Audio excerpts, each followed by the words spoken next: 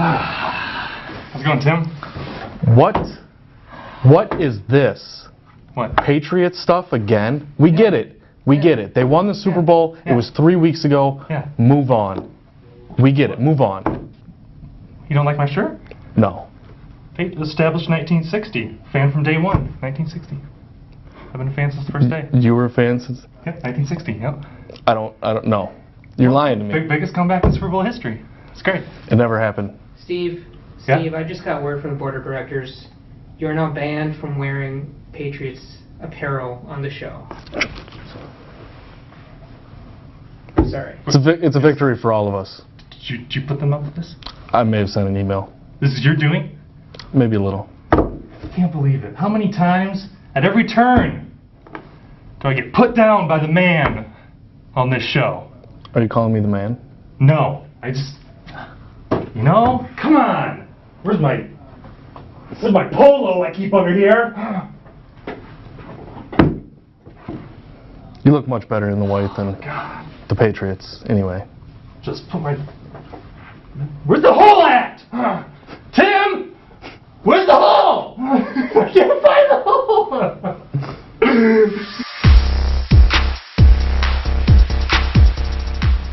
Hello everyone, welcome to this week's edition of Telegraph Herald More Than the Score, presented by Dubuque Auto Plaza. I'm your host, Steve Ortman. Alongside me this week, I'm honored to have Tim O'Neill. Tim, how's it going? Pretty good. How about a high five for wrestling? I'm going to pass on that. Thanks for the offer. But maybe if you didn't get so worked up about it. Well, you mentioned it. Iowa State Wrestling Tournament. Always an exciting weekend for wrestling fans all across the state. And here in the area, Western Dubuque Bobcats, what a weekend for them. 3 state championships. It was awesome. Never been done before. First time they've ever had 3 guys in the finals. And they'd never before this year had 2 guys win state championships in the state tournament. In fact, entering this weekend, they'd only had 3 state champions in their history. Double that, their first 2-time state champion in Max Lyon. Most team points in the tournament, by far the best Western Dubuque has ever done at the state tournament. And what more can you say than 3 for 3 in the state finals? They did better than the state powers Southeast Polk and West Des Moines Valley and Fort Dodge. Just a phenomenal showing. Yeah, and I must say, if you call last week's episode, I kind of prophesized Max Lyon and Aaron Costello running through the bracket. Can you have that clip? Can we show that?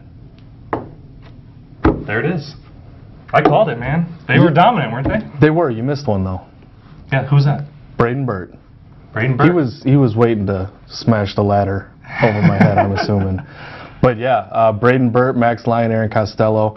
Start at the top. Costello pinned his way through the state tournament, scored more team points than any other wrestler in the tournament. And to cap off his dominant season, not only is he the 3A state champion, he beat the 1A and the 2A state champion this season. So really the undisputed 285-pound champion in the state. Max Lyon finished his career on a 103-match win streak, 2 state championships.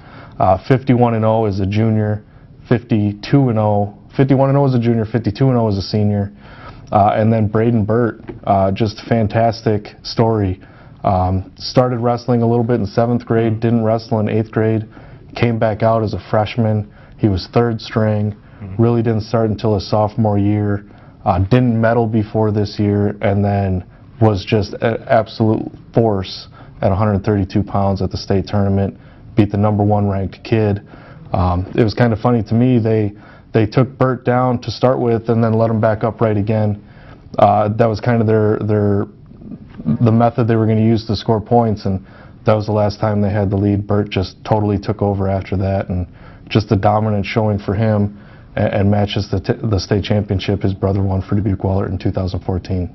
Yep, and Aaron Costello, he's been good. I know he finished runner-up last year. What did it mean for him to go make that run and win another championship this year? It was huge for him. The way he told me, when I asked him to what it meant, having the feelings he had last year at state, he said, 363 days ago, he walked out of that arena crying. He vowed that it would never happen again. And nobody could touch him. He was just absolutely dominant. Fantastic effort from him all year long. All right, well, we've heard enough from you. Let's hear it from the Western Dubuque champions themselves. Tim caught up with all three of them down at the state tournament after they won their championships. Now, take me through your match, because beforehand it looked like Sherry was smiling at the kind of crowd support that you had, and then you come out and take them down almost right away.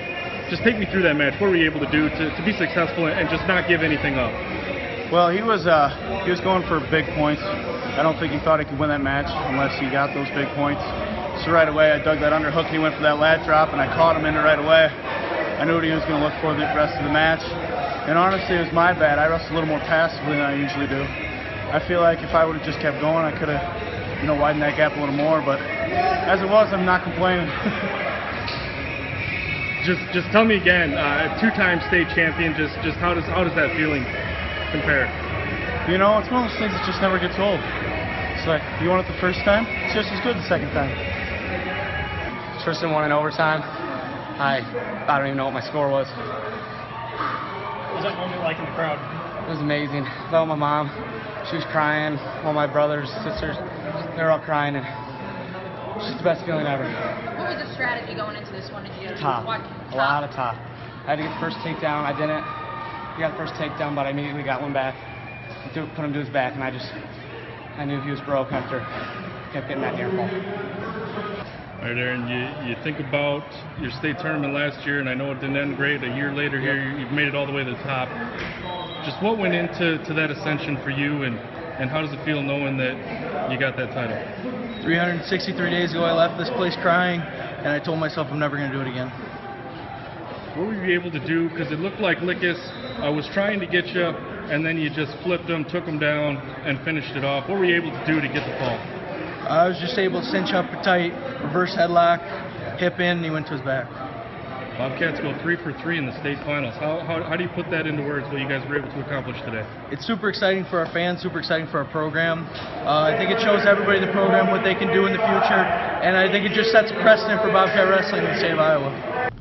All right, that was Braden Burt, Max Lyon, and Aaron Costello, state champions for the Western Dubuque wrestling team.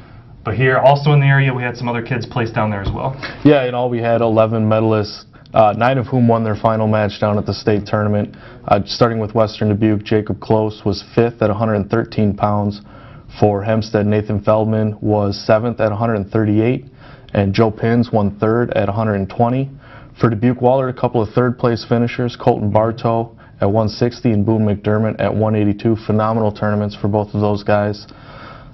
Then you look to Bellevue, Mason Lyons at 195, won the program's first state medal since 1989. And then Dyersville Beckman had a couple of 8th place medalists. Jacob Brecker at 138 and Cody Feldman at 152. If I didn't mention it, Mason Lyons was 5th place at 195 and 1A for Bellevue. All right, well, you had your turn down in Des Moines. Now things turn on my end. Girls state basketball headed to Des Moines this coming Monday and Tuesday. We qualified 2 teams down to the state tournament. Cascade in Class 2A. They'll be playing number 3rd ranked Central Decatur on Tuesday morning at 10 a.m. Decatur unbeaten on the season. It's a tough draw for the Cougars, who are making their 4th trip to state in the past 5 seasons. Also going down in Class 1A, Bellevue Marquette. They're making their first state appearance since 2013. They'll be playing number 7 ranked Kingsley Pearson on Monday morning at 11:45 a.m. So we got 2 teams going down. We'll see how it works out. Western Dubuque, who had been to state 3 years in a row in Class 4A, in their regional final, were nipped with 1.4 seconds left on the clock. A pair of free throws from Carly Rucker advanced North Scott down to the state tournament. Bobcats staying home this year. Another great season for them. They finished 21-2. So we'll have all the coverage for you down at the Girls State Basketball Tournament, Cascade, and Bellevue Marquette. I'll be down there. You can follow it all online, telegraphherald.com, or in our print editions next week. That's it. All kinds of state things going on. What do you say? Can we burn that Patriot shirt out back?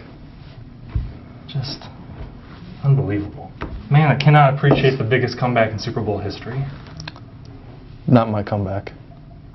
Not my Super Bowl champions. All right. Well, anyways, God bless you, Tom Brady, as far as I'm concerned. That's going to do it for this week's episode of Telegraph Herald. More Than the Score, presented by Dubuque Auto Plaza. I'm your host, Steve Ortman. He's a bitter Tim O'Neill. We'll catch you next week. We off the air? We good?